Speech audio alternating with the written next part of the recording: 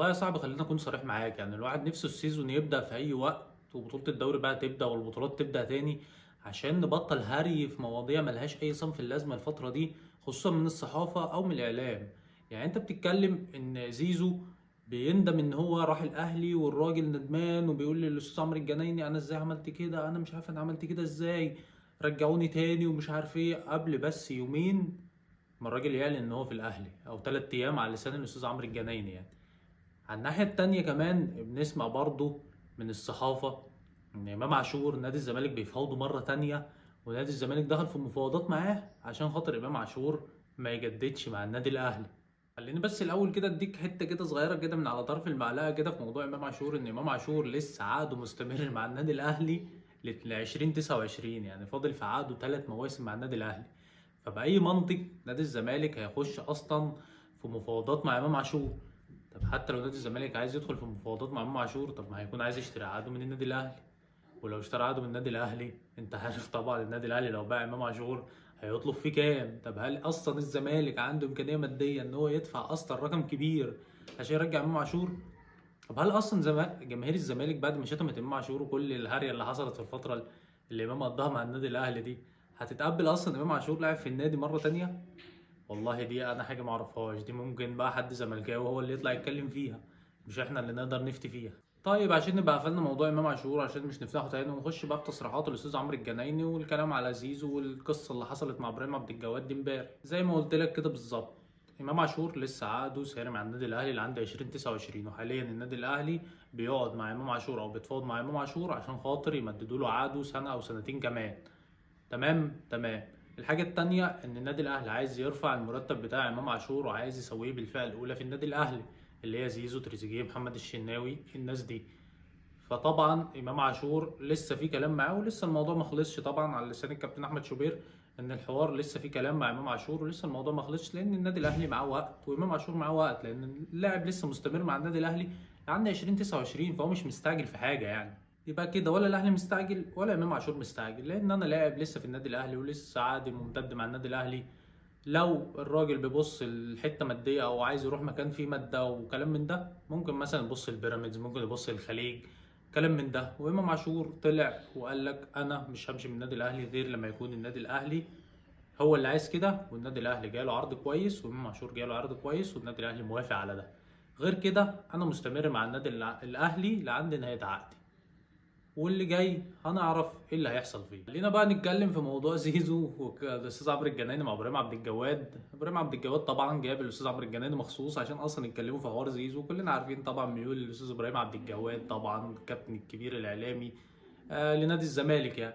فطبعا جاب الاستاذ عمرو الجنايني عشان يتكلموا في موضوع زيزو بقى ويفتحوا في الدفاتر القديمه. ما انا قلت لك يا معلم في الاول ان احنا مش لاقيين حاجه نعملها، عشان كده انا عايز الموسم يبدا باي شكل، عشان بقى نبطل هاري ونبدا بقى نتكلم في الكوره تاني، ونرجع بقى نتكلم في الكوره بدل ما احنا عمالين نفتح في حاجات اصلا بقى لها كام شهر، وعمالين نفتح في كلام ملوش صنف اللازمه يعني. خلينا نروح للتصريح الاول بتاع الاستاذ عمرو الجنايني اللي بيقول لك فيه ان انا لو طلعت الموبايل بتاعي الدنيا مش هتبقى كويسه يا استاذ ابراهيم. طب ليه يا استاذ عمرو؟ ده انت اصلا من زعلك او من كرهك في زيزو مش عايز تقول اسمه اصلا في البرنامج.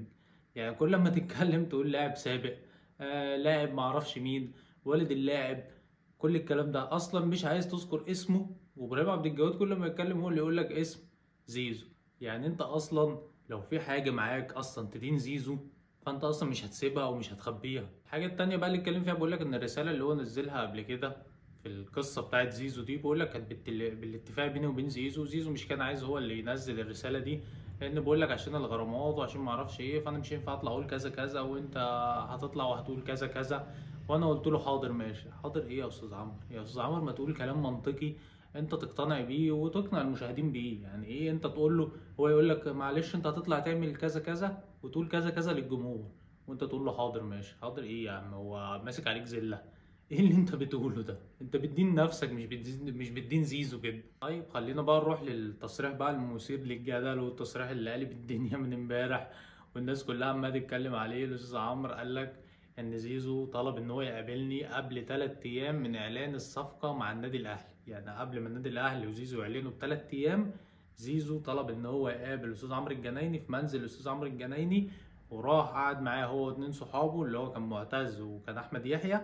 مش احمد يحيى الوكيل. فالراجل اهو انا بقول لك كلامه بالتفصيل، يعني ما بجيبش حاجه من بره. وان زيزو قعد يقول للاستاذ عمرو الجنايني انا مش عارف انا عملت كده ازاي، انا مش عارف انا مضيت ازاي، انا عايز ارجع، رجعوني، مش عارف ايه يا استاذ عمرو. ازاي يعني زيزو بعد ما يروح يخلص في الاهلي وكل الحملات الاعلانيه وانبساط الراجل وسفره امريكا واللقاءات اللي عملها واللقاء اللي عمله مع ابراهيم فايق وكل الكلام ده، والراجل ندمان فين؟ ما شفناش ذره ندم واحده عند زيزو ان هو لا راح النادي الاهلي. وبيقول لك كمان ايه؟ ده زيزو راح الاهلي عشان اغراءات ماديه فوق ما تتخيل. فوق ما تتخيل ايه؟ هيثم عرابي طلع قال له لو في اغراءات ماديه زي ما انت بتقول كان زيزو راح الخليج. انما زيزو رايح النادي الاهلي عشان يعمل تاريخ مع النادي الاهلي وبطولات مع النادي الاهلي. الراجل في كل كلامه بيقول لك انا نفسي اخد بطوله افريقيا. صريح اهي. هيروح فين عشان ياخد بطوله افريقيا يعني؟ اكيد هيروح النادي الاهلي. فانت لازم تبقى واقعي مع الجماهير. مش عيب يا جدعان ان احنا نطلع نقول احنا مش عرفنا نجدد لزيزو، احنا مش عرفنا نخلص صفقة زيزو، احنا مش عرفنا نبيع زيزو اصلا من السنة اللي فاتت لما جالنا عروض كبيرة. لا ده احنا بنطلع نداري عن الموضوع. يقول لك اصل نيوم لما قدم العرض احنا حطينا شرط ان انت ما تفسخش عقد اللاعب قبل سنتين. فلما النادي رفض كده احنا عرفنا على طول ان الموضوع فيه كوبري. استاذ عمرو عيب، ده انت كنت رئيس مجلس ادارة اتحاد الكورة، يعني انت هيجيلك عرض في زيزو ب8 مليون دولار وهتروح تضيعه عشان شرط ان هو ما يفسخش عقده قبل سنتين؟ طب نادي نيوم ده هيروح يدفع في زيزو 8 مليون دولار عشان بعد كده يديه للاهلي مثلا مجاني، ولا يدوله من غير فلوس، ولا يدوله ارخص من 8 مليون دولار؟ طب ما الاهلي كان عرض عليك هو ال 8 مليون دولار وكان خده. فكلام يعني ما يجيش ناحية المنطقية بأي شيء. يعني أنا مش مقتنع بالكلام ده خالص، مش مقتنع بالكلام ده بنسبة 1% أصلا. فكون إن الأستاذ عمرو الجنايني يطلع يقول الكلام ده لكل الجماهير وكل وسائل الإعلام ومصر كلها تسمع الكلام ده، فهو يعني كلام. أنا معلش أنا ما أقدرش أقول على واحد زي كده إن هو بيكذب، بس ده الواقع. وباين أصلا من كلامه وباين من الحوار اللي اتقال إن الموضوع كله أصلا مش حقيقي، والكلام كله يعتبر مش مظبوط يعني. والكلام واضح والناس كلها سمعت والناس كلها يعني عندها عقل ان هي توزن الكلام وتقدر ان هي تقول الكلام ده هل فعلا صح او الكلام ده لا مش صحيح. يعني الموضوع بسيط وسهل، مش في اي حاجة يعني. بس كون ان انت معرفتش تجدد لزيزو او ان انت عرفت ان انت تبيعه بمبلغ كويس، دي مشكلة في مجلس الإدارة هو اللي متحملها قدام الجماهير. فانت مش كون ان انت بقى مش عايز تطلع تقول ان انا فعلا ما عرفتش اجدد لزيزو او عرفت ابيع زيزو، فدي مشكلتك انت ان انت مش عايز تعترف بالفشل وعايز تطلع نفسك ان انت عملت اللي عليك وان انت حاولت كل المحاولات، بس المشكلة كانت في اللاعب نفسه. بس لا اكتر ولا اقل. ده كل اللي كنت عايز اقوله. ما تنساش بقى الاشتراك واللايك. وسلام.